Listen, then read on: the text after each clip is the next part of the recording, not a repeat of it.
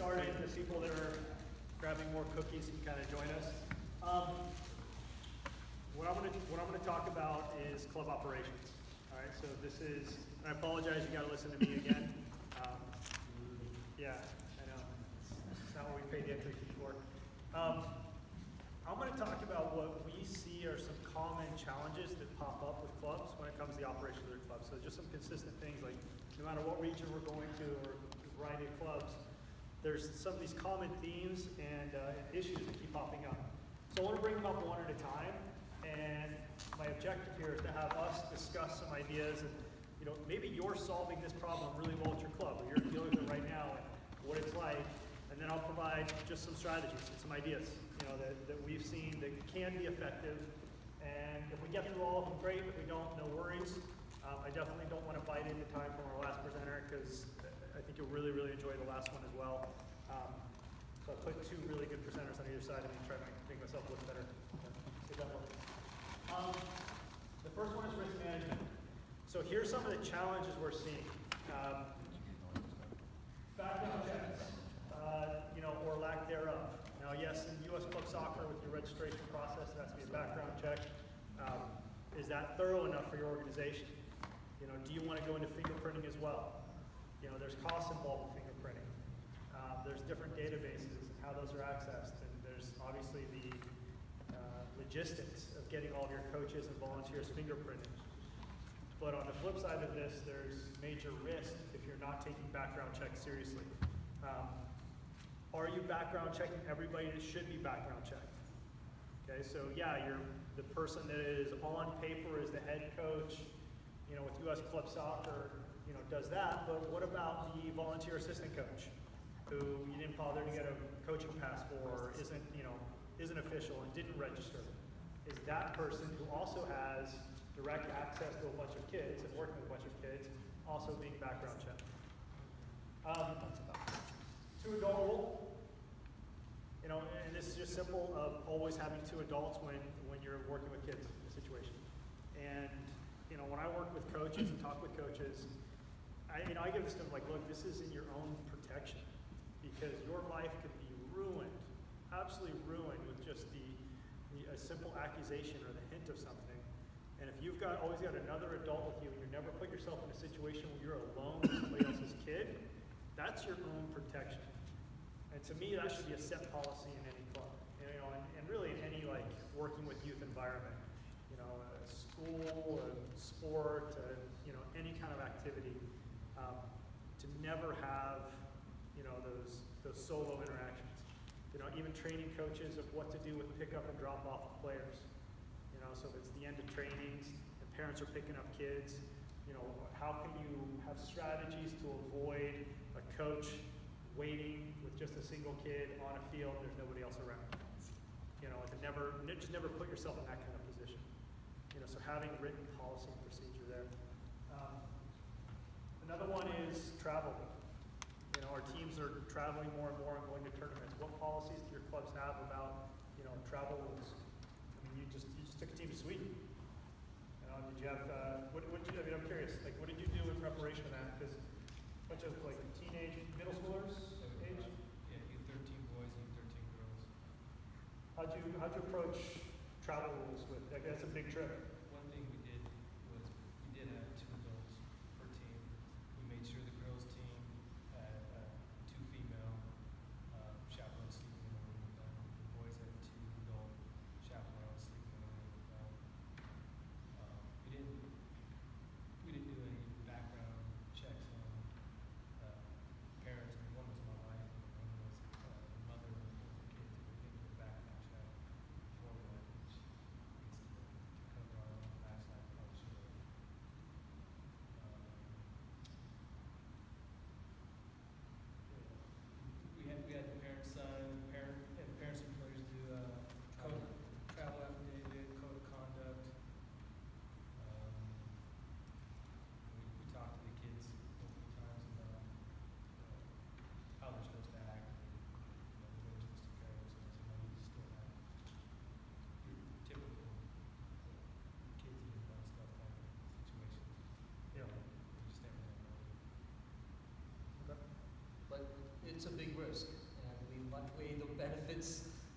really strict, and we've been doing it for a number of years.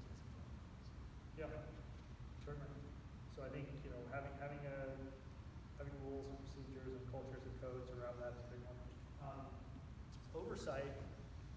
So this kind of gets back to the earlier talk about seeing your club, having sufficient vision of what's going on. How much direct oversight is happening with your coaches and what they're doing? Because you can have all the written policy in the world, right? Here's all the things you can and can't do, but is anybody actually going and checking in on coaches to make sure that those policies are being followed? Is anybody looking over their shoulder? Is anybody going and watching some training sessions and some games? Is it always announced? Or sometimes you just kind of drop in, without the coach knowing that you're going to be there. What's the culture and approach of your club from just the risk management side of things, and making sure that this volunteers or paid staff or whoever is working with the kids are doing things in line with your policies and procedures and best practices.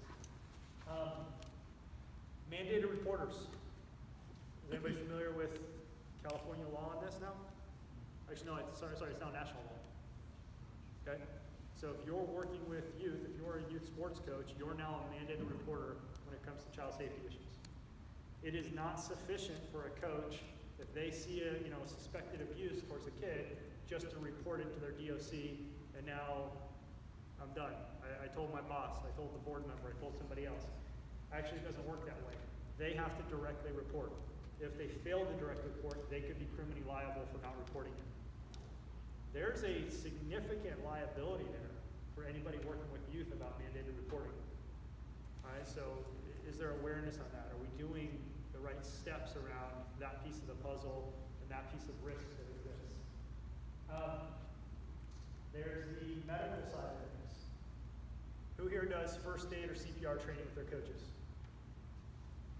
You guys do? You guys do? So a couple clubs have those? Okay. That's something you may want to think of. I don't know that it's a mandate in any of the leagues, but it's something to perhaps consider. The concussion thing has become a big mandate now, where there's required concussion training that coaches have to do. So again, are you tracking that? Are you taking that seriously? Are the coaches taking that seriously? Is there recurring training? Are you following the mandate? Or are you just finding ways to bypass it? Injury prevention is an interesting one. So did anybody go to the presentation at the AGM that Phil Wright did? The talk before AGM back in February? So Phil, do you remember his little chat about injury prevention stuff? Okay, so Phil kind of got on, I thought, a really interesting side. Phil's an extremely experienced guy in the world of youth soccer on a national level. And he started talking about, well, hey, look, there are these proven protocols to help prevent injuries, ACL prevention injury protocols, for example, that are shown to reduce injuries to players. At a certain point, if you're not actually doing those things, when you're working with an at-risk population of preteen and teenagers, if you're not doing any of those protocols and you're kind of doing just the opposite of those, and an injury happens, at some point are you going to be liable for that? As a coach, as an organization, as a director, for allowing that teaching model or that approach to be happening. And I don't know that it's happened, and he himself is like, I don't know that anybody's gotten sued for this yet, but I certainly don't want to be the first one that gets sued for this kind of thing. So if there are best practices put out there about the safety of players, are they being utilized? Just weather issues. What kind of, are there policies around weather? Extreme heat and cold. Now I'm from the Midwest, so I don't really believe there's a lot of extreme heat and cold in Northern California, but there's the times. Right now the big thing are the fires. Are you training with, the air quality? And that's a big decision that a lot of clubs have to make. What they're doing with their activities with the air quality issues. So where are your policies there? Specific player needs. So how many of you ask the families when they register, are there any special medical needs or risks that your kid has? Do they have an EpiPen? Should they have an EpiPen? And if you ask those things, because here's what I see a lot. I see a lot of registrations where ask that question, then what are you doing with that information? Is that information ever getting itself back in the hands of the people that are there working with the kids? Because I'll be honest, like, I realized after years of running a club, I was totally missing that piece. I didn't do anything with it. It caught me by surprise one day where I realized, like, yeah, we're asking all these parents for that, but then it's just sitting in an Excel file somewhere and nobody has any access to it. Like, why are we even bothering to ask? You know, if anything, asking and doing nothing with the information is probably liably worse than just not asking at all. So, you know, what are your processes of managing the risk around kids that have specific medical needs? You know, and are there awareness levels being put in with your coaches on that? Are there adjustments in your programming to fit those needs? Please. Yeah, I came up with a situation. I was coaching a high school girls team, and I had a player who had a history of asthmatic attacks, and I didn't know how severe it actually was. But she was a player that always worked herself way past the red line, and wasn't very good at taking her medications. And she had a minor attack in a game, but then had a full asthmatic attack off campus with no athletic trainer, and got to a medical emergency where I had to call 911. The school I taught at or coached at had a full sports med program, so all the players, half my team is in that program, and they were trained to deal with that situation, and they kept her awake and lucid when she would have gone into cardiac arrest, most likely, where she was. And luckily they were there, and I just called 911 and everything came in.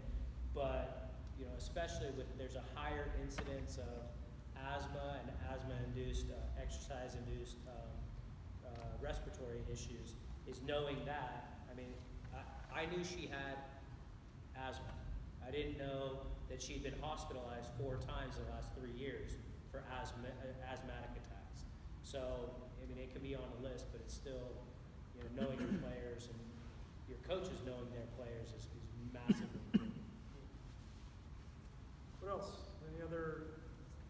So who's doing anything? So just the first 2 bullet points, because the third one kind of is a different direction. What are you guys doing for these?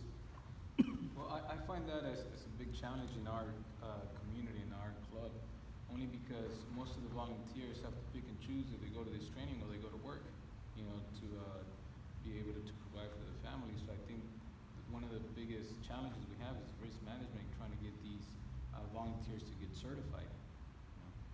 Yeah. So you're stuck in a bad choice, right? Yeah. One choice is I'm gonna have a coach volunteer coaching that hasn't done a sufficient training, you know, doesn't know the risk management stuff, you know, it's just kind of, you know, barely just getting out there doing it. Or I've got no coach at all and I can't even feel the team, because it's not like you've got unlimited series of coaches that you can always replace that person with, right? You know, a lot of us work in communities where we don't have, we've got what we've got, right? And so it's either we don't even have a team at all, or we do it this way. And so I think that's a great challenge. Does anybody else kind of have that sort of challenge and has some experience in addressing it?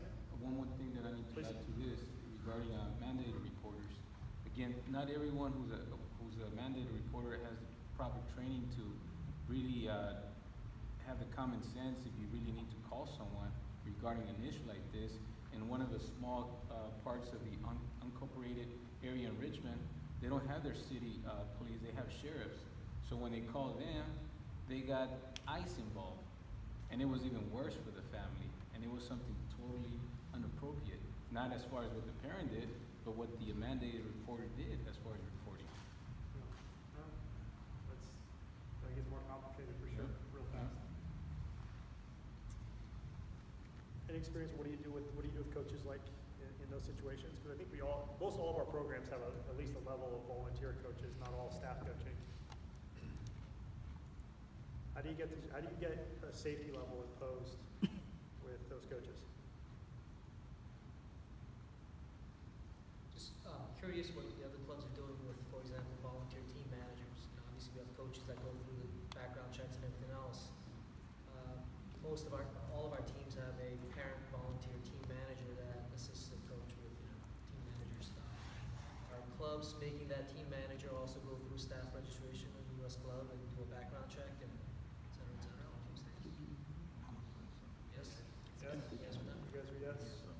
every one of them.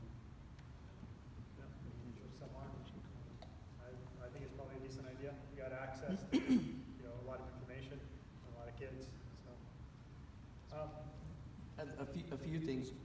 When it comes to some of these things like travel, a lot of people overlook children riding with parents or other coaches to events, and if there's a serious accident or injury that's involved, some of these coaches and parents don't have adequate insurance coverage, and so policies need to be put in place for allowing for travel. All of my teams are required, their parents are required to sign waivers in many different regards, including photography. We have our players wear a white jersey, and we had a tournament in the rain, and our girl players all had basically see-through jerseys after a certain period of time, and there were a lot of photographs of the incident being taken. And so immediately thereafter, we had to set policies in terms of putting those things on social media and this sort of thing. The other thing that I think we need to look at as an organization is concussion, not just concussion awareness, but prevention. The NCAA is already being sued. Professional sports organizations are already being sued for concussion. I'm seeing athletes now being turned down to colleges for concussions. I'm seeing them lose scholarships in association with concussions, and I think that it's very important at the youth level that we take a more proactive role in preventing them and requiring actual headgear. And I know that there's a lot of controversy that surrounds that with coaches and people that are purists in the sport, but we need to be looking at not just protecting the kids' health itself, but also protecting their future in playing in college sports, and also in protecting our clubs. I would guess that those lawsuits are going to start trickling down from the highest levels to club sports, and we have ample insurance policies that would enable them to start suing us if we didn't take appropriate measures. And an appropriate measure could be argued that the kids should be required to wear some sort of protective headgear. And at the bare minimum, I would say goalies should all be required to have protective headgear at every single club. I'll end it at that. Yeah. But how many people do use headgear? I've never seen it. I've only seen like one other. I wear it myself. Yeah. I think that's. Nobody does, yeah. But it's a really good. I think I wear it myself. I have for probably 5 years. I just naturally through my career, added up too many, and so I had to take 2 years off of playing, so now I wear it. So I promote it really heavily with all my players, and I liken it to NFL. They used to wear leather helmets, right? Now they have the most sophisticated helmets you can find. I think science is going to catch up to our game, and eventually, maybe at a U14 level and under headgear's, mandated or something. I'm totally on par with what you're heading. And all you anybody on the board of directors needs to really consider it, because the coaches are all going to fight it, which is a pretty normal stance. I fought it as a coach a few years back, but the boards of directors, their job is to protect the club, and so you can direct that from the top levels. And your coaches all may not like it, and people may, nag and moan about it, but your job is to protect the club at the highest level. And so it would be easier to implement from the top level than to leave it up to coaches to do it. Because if it's left up to coaches to do it, you know how, the subculture of soccer is. Everybody's going to call you a sissy and tell you, you're not a purist or whatever else it is. But coming from the top level down, then it's kind of forced on the coaches, and everybody can just kind of fall in line. I would highly suggest it. Nick, one quick. It's kind of a different side of risk management, and this is some of the legal issues. And first and foremost, I'm not a lawyer. Anybody here a lawyer? Okay, perfect. So a couple of things pop up that we've been seeing, and one of them is a very hot topic right now, which is the independent contractor versus employee issue. So what's happened is the state of California has reinterpreted the independent contractor laws for the state. This was predicated more on the world of Uber drivers and kind of like the whole gig economy and those guys kind of using independent contractors to make their billions of dollars in those tech companies. But we've gotten caught up into that as well as youth sport coaches. Now, realistically, prior to this reinterpretation, we already were not so much in compliance. And there's a handful of clubs, my ex-club being one of them, but a number of other clubs got hit by the EDD for using independent contractors as coaches. If you read the kind of the checklist, the old one, it was a bit of a stretch to say that a coach really qualified. Under the new checklist, absolutely not. Like we violated. So there's a challenge there. There's an issue there. And there's a level of inherent risk now that any club that is using independent contractors to be their coaches, you're taking on a certain level of risk. There's actually a group of us that are looking into this to see what can be done, if we can get some clarifications on how this is going to work, and provide more education to our clubs and membership.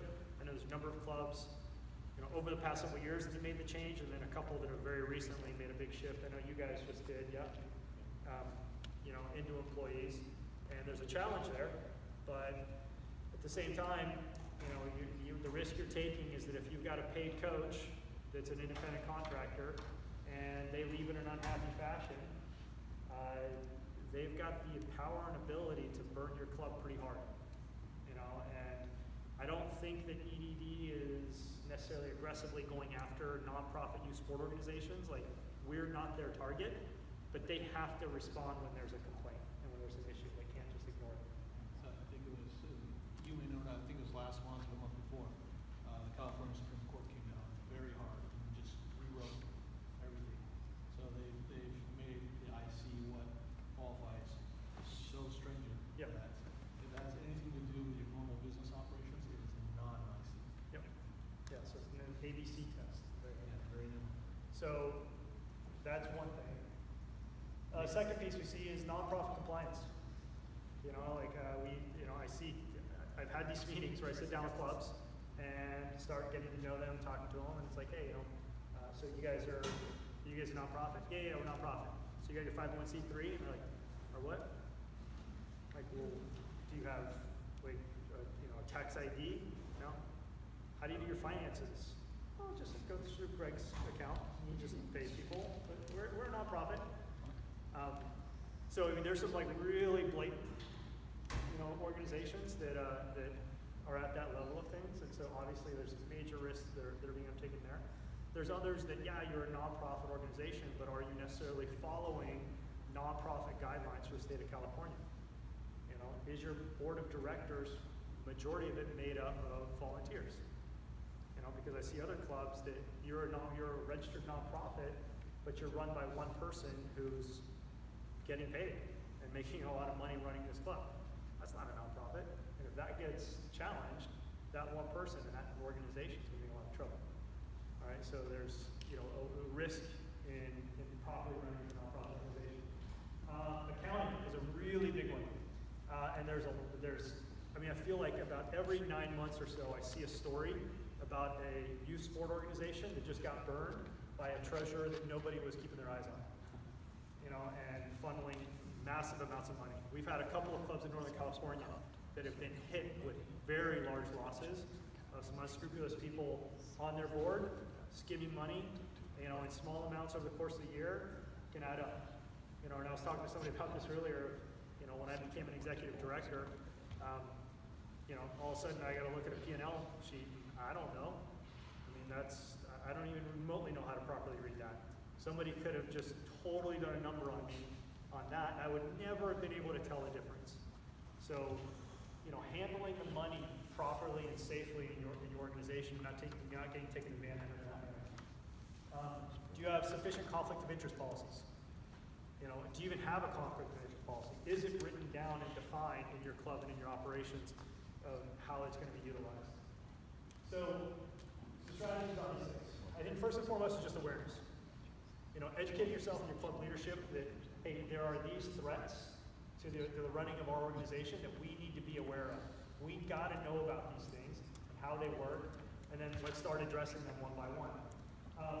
I think training cycles for our coaches, so in things like the medical side of things, the safety side of things, just kind of having like this recurring cycle that you put your coaches through, that, hey, every 18 months, we're going to put on a CPR first aid class for all of our coaches.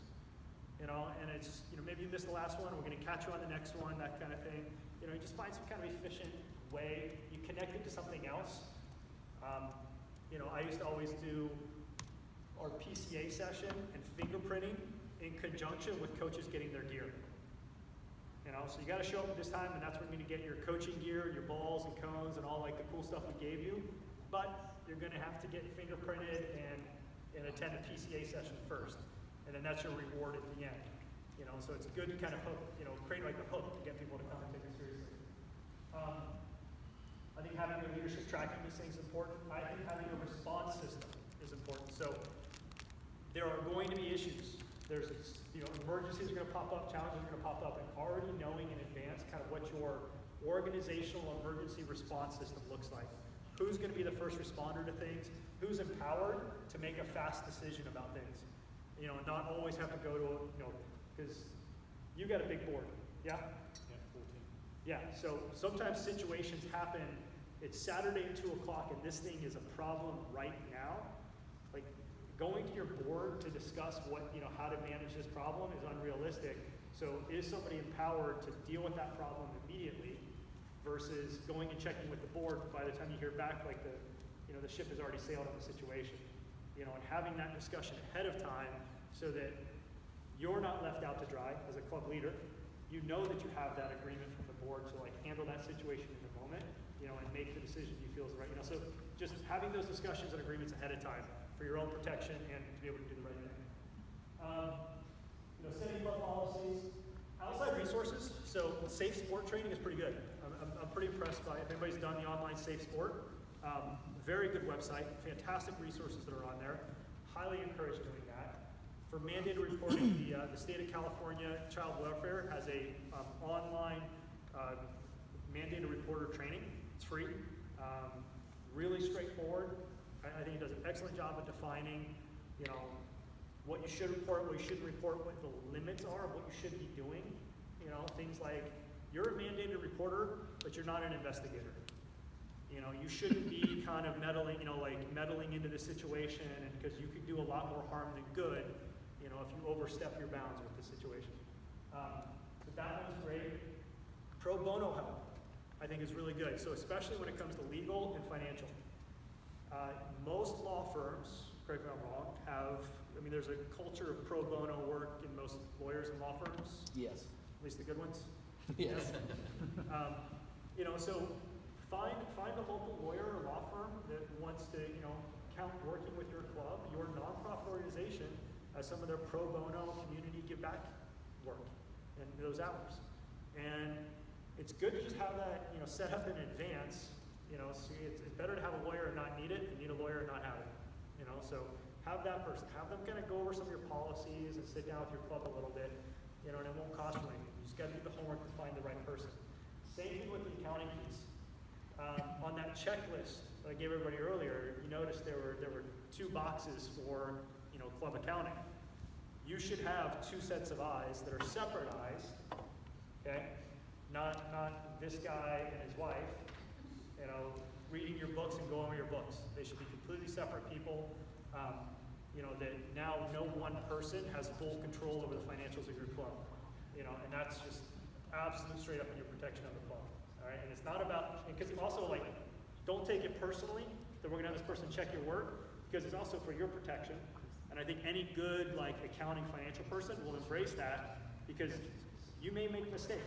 You may put a number in the wrong way or something gets lost or that kind of thing. And so it's protecting you as well by having this other person double check.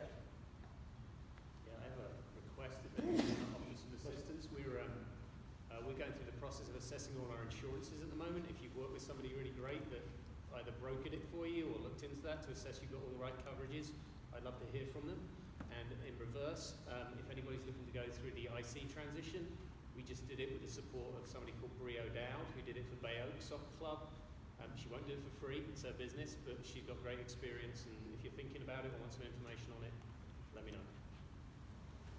Actually tried calling Bree yesterday. I found out we lost one of our speakers to try and get her to come and present. I think she's on vacation. So we'll probably see about getting her for another one, maybe one of the webinars even. Yeah. Okay. Moving on. Any questions on risk management? That could be a much bigger topic, I know. Yes. Just a quick comment. Actually, insurance companies for non-profits do provide some of these trainings. They can be great resources as well. Training resources. Okay. Fantastic. Good. Player pathways. So this is another common challenge we see. We have clubs that are, they're very competitive organizations, but the players that are coming into their competitive organization are with other agencies, other organizations. And so they're reliant on others to kind of feed players into them. And sometimes that works okay for a while, but then sometimes that pathway can fall apart. And so there's a strategic challenge that exists there in some clubs. And we've seen clubs kind of dwindle and fall apart because their player pathway got cut off because that group said, hey, you know what, we're going to go do our own thing. Or there was some fallout in the relationship, or whatever it may be. The other challenge we see is understanding what's realistic in your scope as a soccer club. It is extremely difficult to be a club that serves everyone and does that well. It's like trying to be, what's the restaurant that has the 900-page menu and everything's bad? Cheesecake Factory, thank you. That's the one. God, I hate that.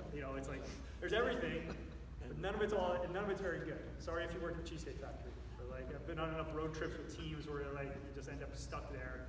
You're like, God, this blows. So that's really in any business, it is brutally difficult to try and be the thing for every customer, in every level of play. You've got to be a very large organization with a lot of resources and a lot of help and a lot of oversight to even come close to doing that. And they exist, but I think it's important for clubs to step back and be realistic on that. So strategies on this. Can I just refer something regarding the player pathway? Yeah, please. Not only that, it's good to have bigger clubs that can give some of the quality players a different avenue or a different place for them to grow. But what happens at times that some of those resources there can dismantle some of the smaller teams. For instance, we had a couple of good players who were attracted by bigger clubs, but what happened to that team because 2 or 3 other best players left, that whole team got just dismantled. So if we're talking about player development, I guess they should be in contact with each other. If they're going to require that some of those players get attracted by them, vice versa, give them some players. I could not agree with you more. I've been in that situation myself. I've been on both sides of the coin. I've been at the big club that's pulling players from smaller clubs, and I've been at the small club that's next to a big club and is losing it to them. And I firmly believe that those partnerships and those kind of working relationships of player movement have to be 2-directional. And if it's one-directional, it's not sustainable. You're just gonna gradually irritate and piss people off if all you're doing is just kind of sucking and sucking and sucking, never giving anything back. Look, go to a lot of us, we love to go look at the pro European clubs, right? We love to dream of us being one of those clubs and those incredible academies that they have. Okay, well, if we want to take that example, if you go to Ajax is not fielding a 4th U12 team. Those players that don't make their U12 group, they're saying, hey, you're pretty good. You should probably go to this club next door. They do a very good job of developing players at your age group. Go play there. Go develop there. We'll keep in touch. We'll keep our eye on you. you know, and now it's a positive relationship because that club now knows if I send somebody up, they're going to be willing to send somebody back down. And we're, you know, and now they're not, you know, now me promoting a player up to a higher level doesn't run the risk of me blowing up my team because that higher level group is like supporting us. Unfortunately, that's generally not the culture of our youth club scene.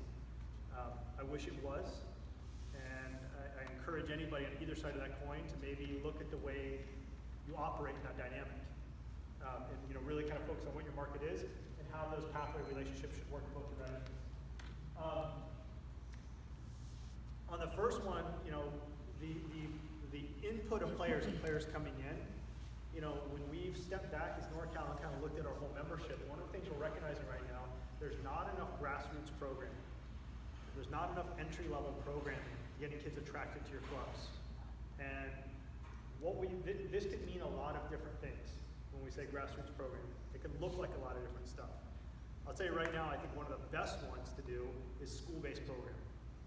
Is going into the schools, providing programming, you know, and it's not to go make money off it, it's not as another business thing, you know, it's to better tie yourself into the community you're serving, you know, provide better service, use soccer as a way to create positive change. A lot of schools are really stretching on their budgets, and PE is an easy thing to cut, so kids aren't getting the same kind of exercise they used to get at schools. You know, lunchtime, after school soccer, those kinds of programs are great, but they also can have benefit to your club of just, you know, expanding your outreach, expanding your pipeline of players that are interested in coming to your club. And there's a massive need for it. You know, we've got a lot of incredibly talented, qualified coaches out there that could really have major benefit at school sites. And there's plenty of schools that we don't need to fight over who's going to be at one school. Like I said, focusing on, you know, who you're trying to serve, you know, and narrowing that down. And I think that's kind of back in the strategic planning discussion, you know, really defining who we're trying to serve as a soccer club and what that looks like. And then the collaboration piece, as we were, you know, kind of talking to a little bit. And finding the collaboration on both sides. Because realistically, for every single one of you, I don't care how incredible you think your club is, there is a club that's at a higher level. There's a team that's at a higher level than what you're offering. And there's a team and there's a club that's at a lower level. And if you've got a player that's not in the right classroom, you know, you got a U14 kid that's like not being challenged, you don't have a place for this kid where he's really gonna be challenged and developed, or are you gonna hold that player back, or are you gonna promote them on? And then if you've got a player that like, hey, they're struggling here, this isn't, you know, like this is too much, it's too deep of waters, you know, is there a place that can really invest in that kid? Because somebody was talking about it earlier about, you know, us having tryouts for little kids. And I think that's too bad. I think it's a really sad state of affairs when, you know, an 8-year-old shows up at a tryout and says, I'm willing to come to practice 2 or 3 days a week. I'm willing to show up at games all year round. I'm willing to travel. I'll go to Elk Grove and play. I don't mind. Like when you got an 8-year-old that's willing to invest that amount of time and energy with a smile on their face and enthusiastic, and we say, nope, you're not good enough. You're not ready. And then we just leave that kid to their own development. That is, to me, that's a tragedy.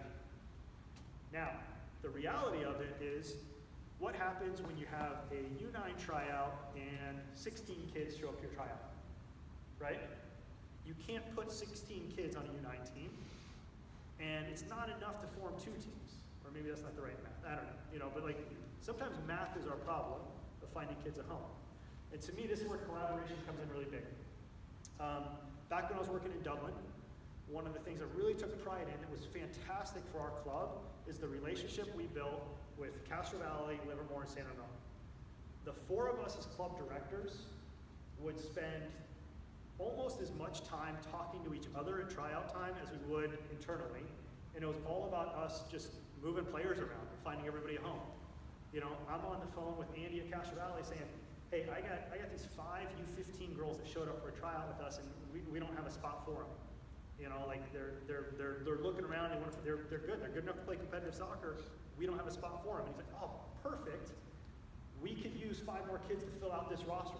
Awesome. I'm gonna let those families know and get into contact. They'll encourage them to go to your club. You know, and then in return, you know, hey, do you have any U10 players? Yeah, we got, you know, got a couple at this level. I got a gold team, and we got a couple of bronze kids, and they're like, oh, we got a bronze team with a couple of gold kids. I'm like, cool, like let's send, you know, I don't have a coach for that age group, so let's send it your way. Or, you know, I've got a coach that needs a team, great, let's like put together, you know, so us as neighboring clubs kept working together, and we all won. All of us benefited from this relationship that we developed by just collaborating through the tryout tests. Now we then go compete and, you know, have our rivalries and that kind of stuff, but we did a very good job by just talking to each other of having a really reduced number of kids show up at tryouts and not get a place to play. And I thought that was great. You know, like I thought, if anything, like that was one of the better things that we all got into as club directors, and I think there should be more of that. You know, there should be more, you know, communication among all of us at tryout time to find those kids' homes. So finding those pathways in that manner. Marketing. So one is a lack of it altogether. And I was talking to one of the REC meetings the other day because the recruiting issue came up. And I look at it like this. I think there's marketing your programming, there's recruiting kids, and there's poaching kids. It's like a spectrum of things. I think marketing your program is a very positive thing you absolutely should be doing. You should be getting the message out about your soccer club and all the good things you're doing, and you know, promoting, because you're promoting the sport. Okay? You've got to go convince people, you know, this is the greatest sport on earth. You know, like, because we're right, it is. So market it, market the sport, market your program. Good.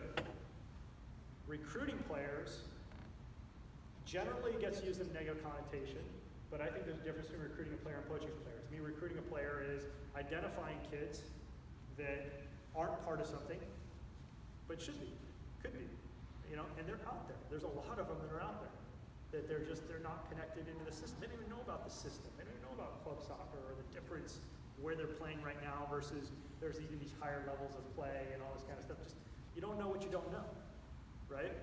So finding those players that don't have the opportunity, you know, and going out and recruiting them of like, hey, why don't you come and play at our club? Now, I think, and all of us have our own ethics on this. I'm just giving you my personal one.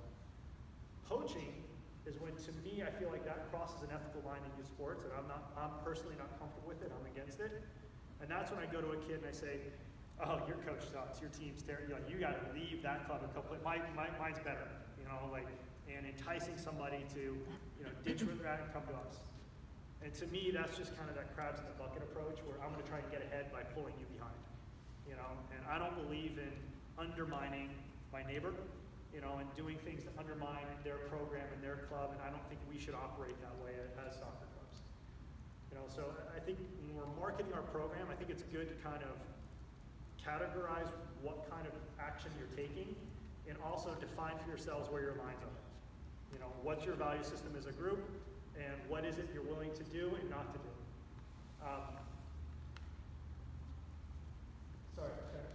So on the marketing piece, part of it is outdated models. Yes, go ahead. You know, I'm glad you brought that up, and I wanted to get some feedback from NorCal regarding poaching players, because you know, you get some teams or clubs who invite some of your best players to participate in a tournament as a guest player, and then they come back with a asking for a release, because now they're getting this club who's going to pay for everything for them, registration, uniforms, and everything, and then they get to choose, should I stay in this small club or should I go to this big club that everybody wants to go to, and it's free. So I think NorCal should do something about that, because that's not right. I'll be honest, like we could spend quite a while talking about the recruiting issues, and it's a problem, certainly. And we have a whole spectrum of conduct when it comes to recruiting. You know, we have people that are completely aware of all the rules, and I'm going to go do this anyways, and I don't care, and nobody's going to, you know, like, you're not going to catch me, you're not going to do anything about it. We have people that are just blatantly disrespecting the whole thing, and they feel like that's appropriate. We have people that don't know better and aren't being educated or guided better by their club leadership, you know, and they just, you know, I mean, I was an idiot when I was 22, but people let me coach soccer teams. You know, like, I did dumb things. Like, I didn't know any better. And fortunately, I listened to smarter people than me and mentors and got a little bit better, a little less dumb than I used to be. But so there's some of that. And then there's people on the other end of the spectrum that they don't just follow the rules, they follow the spirit of the rules. And really adamant about not respecting other clubs. You know, I'm a believer in karma. And, you know, if you're going to go and operate in that way, I do think long term, it's going to come back at you. And I think it's a bad way to operate. I also know that it hurts and it stings to have somebody recruit players off your team in that manner. And it's hard not to take it personally. But I also, there's a pitfall there in running a club where if you get too focused on what those guys over there are doing to us, you've taken your eye off the ball of what you're doing in your own club. Because a player that gets recruited first had to be recruitable. And why was that player recruitable? What is it that we're not doing that is you know, serving that player's needs and doing well enough for that player that they were open to get recruited and pulled over to that other club to begin with? And sometimes it's valid or not, because you know we have some snake oil salesmen out there that you know are going to do all kinds of promises, and you're going to get all the scholarships in the world and play on all the pro teams in the world if you come and you know play for us and that kind of stuff. But I know it doesn't answer your question, but I also know that if we dive into it, it's going to the recruiting topic is going to blow things up a little bit. And I do want to kind of touch it a little bit in one of my next slides on conflict stuff. So back to marketing our soccer clubs. There's a lot of reliance on outdated models of how we market our programming. Okay? We're just going to put an ad on Facebook and send out flyers to the schools. You know, I'm like, yeah, that's always worked for us. That's cool. You know, like we'll maybe put a poster up somewhere or something. I don't know. We forgot to put them up again this year. Only like 3 went up. There's a little box of posters you print out. You know, there's all these things that we've done in the past, but we have to change with the times. You know, and I'm a prime example of this. Like, I'm still not on Instagram, Twitter, Snapchat. You know, like I use Facebook, and that's about it. And I keep meaning to use LinkedIn, and I just don't get around to it. I don't know. It looks cool. It just feels like too many jobs to me. But I got a guy in our club that he's super into that stuff. Awesome. You're empowered. You do all that stuff. You're the guy. You're the social media guy. We've got to constantly evolve to meet the kids and the families where they're at, the platforms they're using, technology-wise. The other side is hitting things that work. So viral video and viral imagery are two things that resonates now. Those things get passed around very easily. You know, so find ways to incorporate that into your marketing strategies for your clubs. Get creative with them. Do something that's going to stand out. Don't be boring with it. Yeah, one of the things we implemented last season with our grassroots program was goals and saves of the week. So we had one person who'd go through and would stitch together a weekly video, and we would have the most random moments. But I mean, it gave all levels of our club a little bit of buy-in into what they were doing, and you know, for those people, if you're on whether it was Instagram or Twitter, Facebook, or whatever, it gave them a platform to showcase what they loved about their kids and you know the environment and whatnot. So that one was a real simple one that I would recommend every club to do if you can find one person who loves to watch badly filmed video of their children. Events is kind of a catch-all, but nothing beats like physically talking to somebody and being present and just getting out there. And in a way, that's where running a club can be a little bit of a young man's game. You know, you got to be willing to go and grind. You got to be willing to go and get out there and just be present and physically like just out in the community doing things. You know, there's a street festival in your town going on. You better be there. Okay? Be there with your program, with your jersey on and a soccer ball, you know, and like kids are walking by and you're passing them the ball. Hey, what's up? How's it going? You like soccer? Yeah, awesome. You know, like have a tent at the farmer's market. You know, put on some events, you know, that are going to attract people. They're not going to make any money, but you know, it's going to be something people are going to show up to. And maybe it's a little event, maybe it's a big event. Who cares? But doing things that are just going to physically kind of get people coming around and checking things out, like these things are super effective. Be at places where soccer players and kids are going to show up at, where families are at, Where do families go on the weekends? Identify those things, be there. Okay? Last one is ambassadors and scouts. So I got this from a buddy back east that runs a club. I thought it was a great idea. We're implementing it ourselves. So he has an ambassador at every school that's in the area he works in. And what that ambassador's job is hey, just spread the message at that school. So you're the ambassador at this elementary, you're the ambassador at that middle school. I got a list of all my ambassadors, and when we have things going on in the club, I'm constantly sending it out to them. I'm like, hey, your job is just to spread the word at that school. You know, and it's great if you can kind of get it to be somebody that's like on the school board or really involved with PTA, that stay-at-home mom or dad that's got like a ton of time on their hands, like awesome, I want to like activate you in that kind of way to get involved. Scouts are just what it means.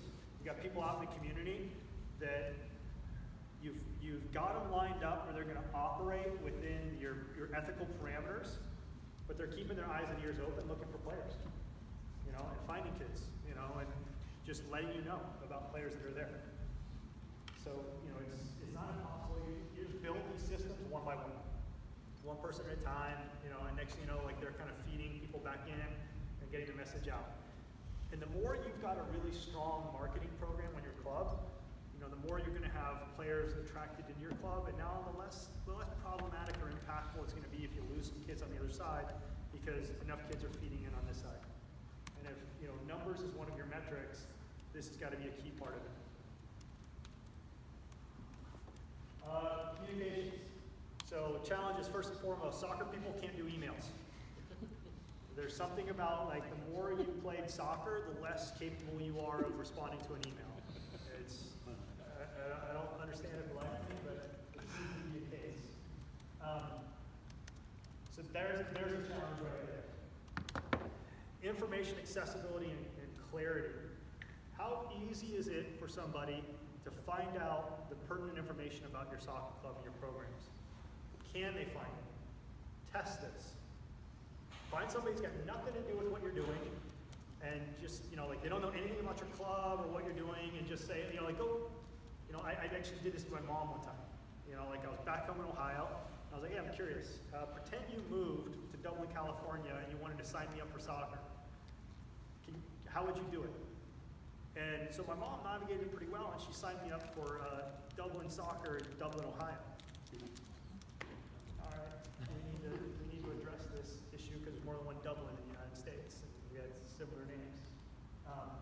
So it's a good little test to kind of see, because you know where it is, but to somebody that's brand new, are they even able to find you, to find out about you? Who has a hard time communicating to their membership, the people in their club and in their program? This is one of my current biggest challenges. I came from a club, I was working here in the suburbs, where if I sent an email out to my club, everybody read the email. Super easy.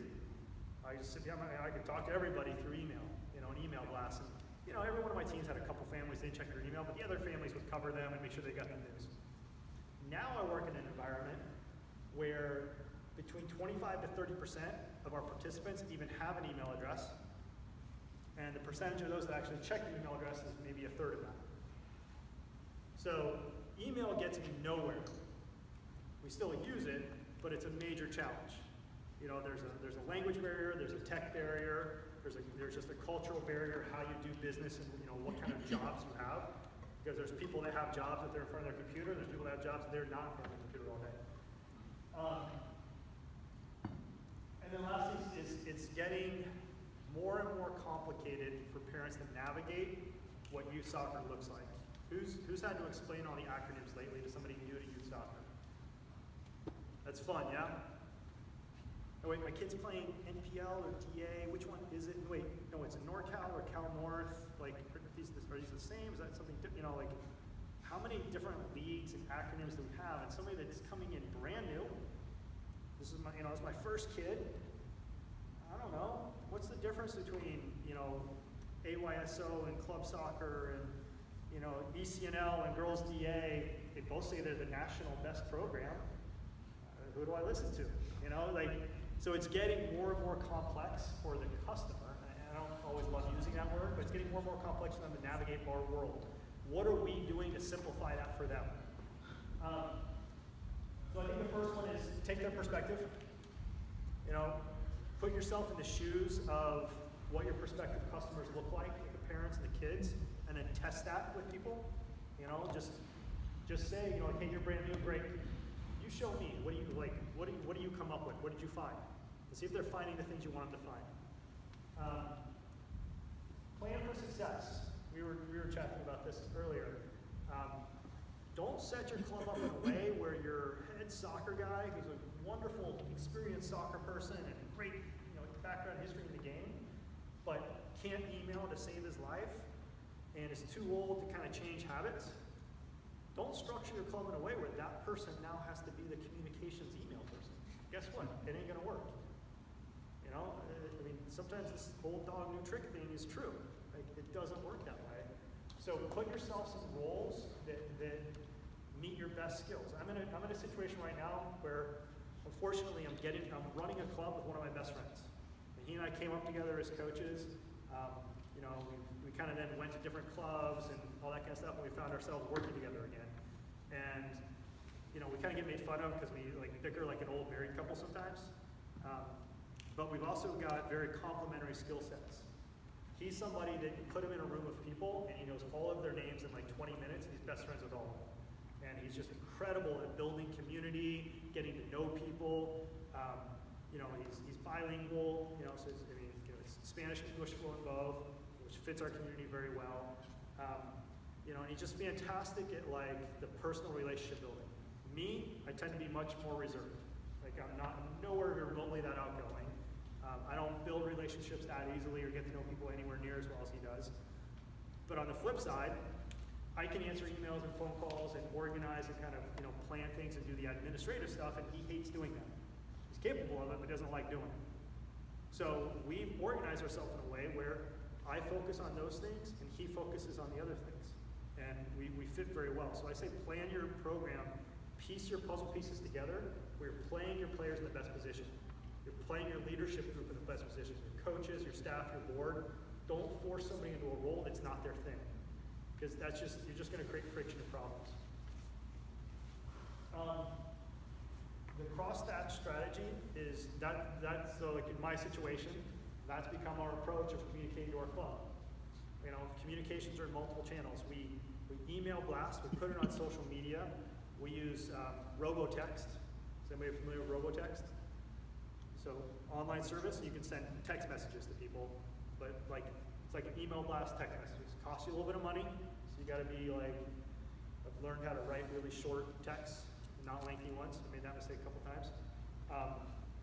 We have A-frame signboards at our soccer park that if there's information you can get out, we print out the information. It's just like it's there. Here's the announcements of the week kind of thing. Here's what's going on. It's right by the entrance.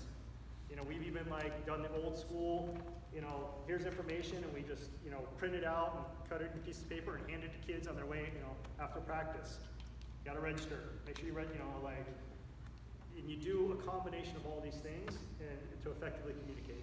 Otherwise, if you're just doing one communication strategy, then you're only communicating to the facet of your community or your club that engages with that communication strategy. So if you're not representative of your whole community, it could be in part because you're not properly communicating to your whole community. You're not meeting them where they are. Let's see where we're up at time.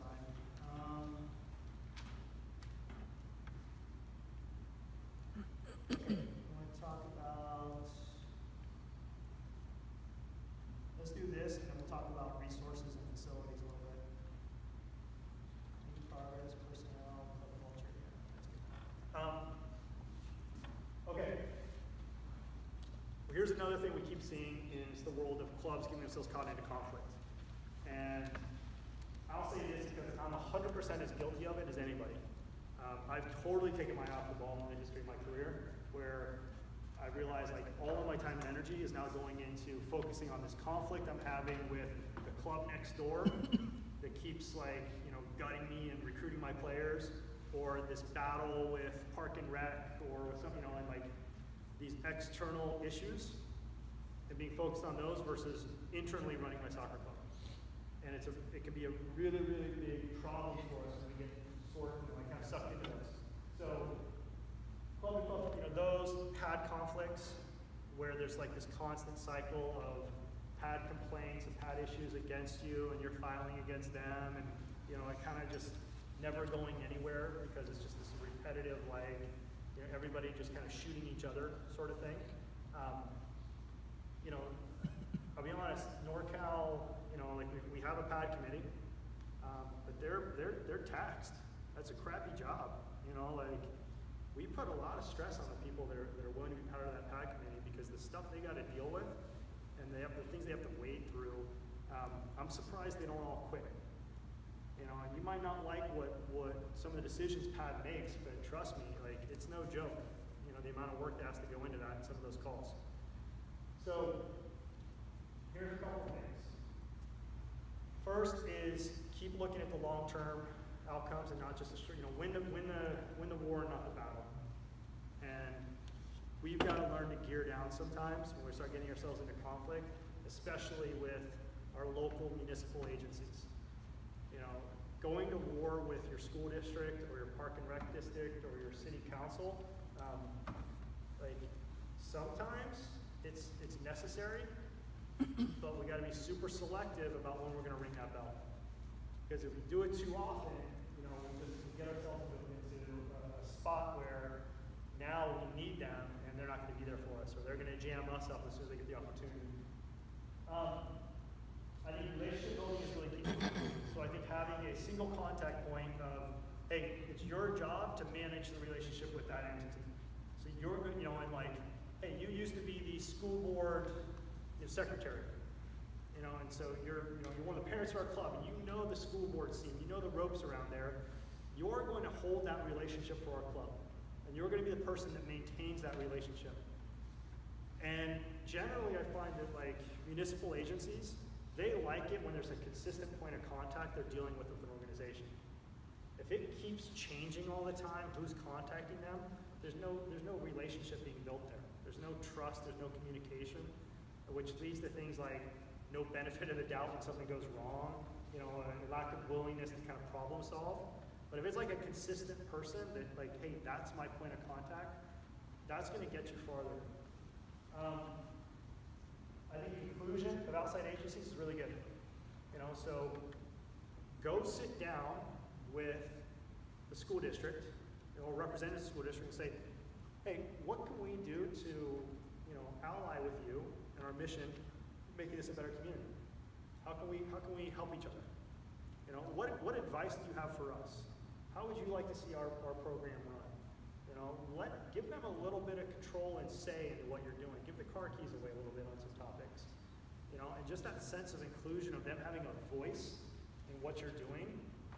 People get really invested when you ask them, and genuinely care about their opinion on what you're doing. Now they're going to be much more prone to help you and support you with your objectives. This is from Sean Blakeman, one of our board members. He likes to say this. I think it's a great quote. That our clubs should collaborate Monday to Friday and compete on Saturday and Sunday. And so when it comes to getting stuck into these conflicts and like the recruiting issues with other clubs, I think the more we can just say, hey, we're going to constantly take the high road on these things. Like, I'm not going to fire back at you. We're going to just keep talking to each other and dealing with each other. And you know what? Sometimes something's going to go awry. There's going to be an issue that's going to pop up. But sometimes we find ourselves so deep in a conflict between two clubs that we forget that we're all soccer people. Like, we're in it for the same things. We love the same thing. We have a lot more in common than we have against each other. We're serving the same communities or right next door to each other. And that collaboration piece, like, there's so many benefits that can come from it. And if you're in one of those conflicts, then just de-escalate it. Go buy a beer. Have your DOC. To me, this is one of you as board members. I think there's certain expectations you should have on your DOCs, and I think one of them should be, facilitating and maintaining positive relationships with other organizations and other soccer clubs. And we have our RAC meetings, and I think a great thing about the RAC meeting where all the DOCs come together is the social aspect of DOCs sitting down together. I learned a lot as an early DOC when I first started by having beers after the meeting with more experienced DOCs, picking their brains, talking to them, listening to them. how do you run ballistics so well, Kevin Crow? Like, what is it you're doing? Fred, why does Mustang run like a well-oiled machine? And just like, and just listening to people that have done more and maintaining those races. So put that pressure on your DOCs. Like, that's the kind of stuff we want. You don't want them, DOCs aren't for sitting in the office doing emails all day. They're for teaching soccer, they're for connecting with other soccer people, representing your club. The last thing, is to avoid pad world, read the rules. Okay, our rules are online, read them, and maybe you just need to go with the compliance officer approach. Have somebody in your club that knows the rules, and they're going to be like that internal check to make sure everybody else is following these rules. All right, last thing, and then we'll go on break, and Rob's coming in. Let's talk about money and fields. Because who wants more of those two things? Okay. So these are pretty straightforward. So not enough money or fields. The second one is a lack of strategic reserves. So who has a budget that you're going to be okay if the economy tanks? Your club can operate for another year. And that you've saved money in your club, that there's a safety net. Okay? So if you don't, then you're just your organization's living on the knife's edge. And, this is something you probably need to start budgeting into and having a strategic reserve, a safety net into your club operations. There's a sense of a lack of control in a lot of clubs. They're living so hand-to-mouth financially that they're stuck in tread water mode, and they can never really develop and grow because, it's everything we can do just to keep ourselves alive. And that's where there needs to be, in my opinion, a step back and angle down your programming and focus on what you can do, and put yourself back in financial control so you're in a safer position, a more stable position. With fields, similar kind of thing. It's really hard on us because few, if any of us, have fields that we control or facilities that we truly control. We're always at the whim of somebody else. And that's why, to my earlier point, those relationships with other agencies are so key, because 9 times out of 10, it's their field, and they're letting you use it. And if it's somebody else's thing, we got to play by their rules. So, strategies on this first one on the money side. So, I define these 4 buckets of fundraising, income generation, donations, and grants. You should have a program for all 4 of these things in your club. And you should be pursuing all. These are all 4 different strategies. Rob's going to talk about the fundraising piece. Grant writing, we're going to do some webinars on. Income generation, a classic one is tournaments, but I'll be honest, these days, the tournament world's it's getting a little saturated. There's a lot of tournaments now, and it's tough to run a tournament and still make money, but there's other ways. Santa Clara is, I think, a really interesting example in Northern California with their bingo hall. Anybody familiar with those guys? Okay, so it's quite the cash cow. They've invested in it for decades, and now their soccer and swim programs really benefit from, a bingo hall that they run as a fundraiser. So long-term fundraising efforts. Donations, look, your nonprofits, your tax write-off.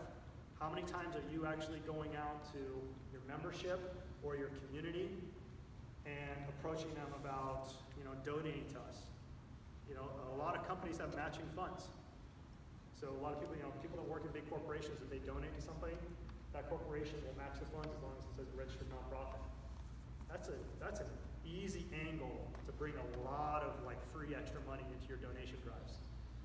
And all it takes is just you doing the legwork and asking people and finding out. Sometimes on these, there's a debate on, paying somebody a salary to go do fundraising versus commission-based fundraising. And the world of professional grant writers, they think the commission-based thing is bad.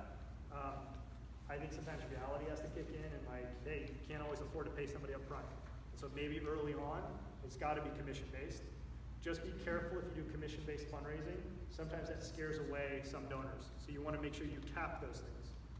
That this commission only goes to a certain point, because if your fundraiser lands a whale and they got a 10% deal, I don't know if that person donating $1 million really intends for $100,000 of it to go into the pocket of the person that pursued them.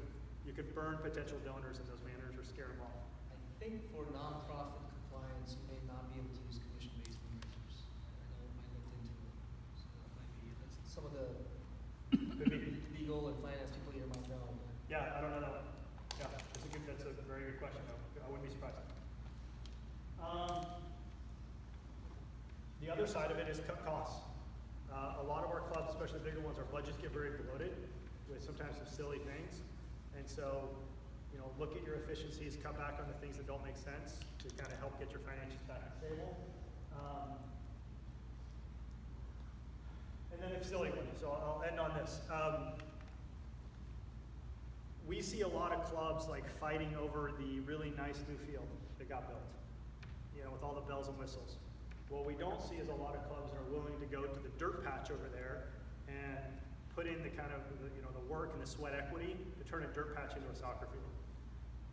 And I think we got to be more willing to do that because I don't care where you are, those spaces exist. You know, I've been coaching in San Francisco the past couple of years, living in the city. There's spaces, you know, and that's the most expensive real estate in the world right now. But there are spaces in that city that new fields can be developed, or mini fields. And all it takes is a little bit. It's a little bit.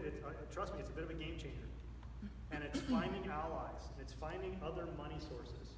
You know, it's partnering with other agencies that want to see, you know, the community healthier, you know, more vibrant, or, you know, kind of, you know, the creative placemaking thing I talked about with like the artistic side.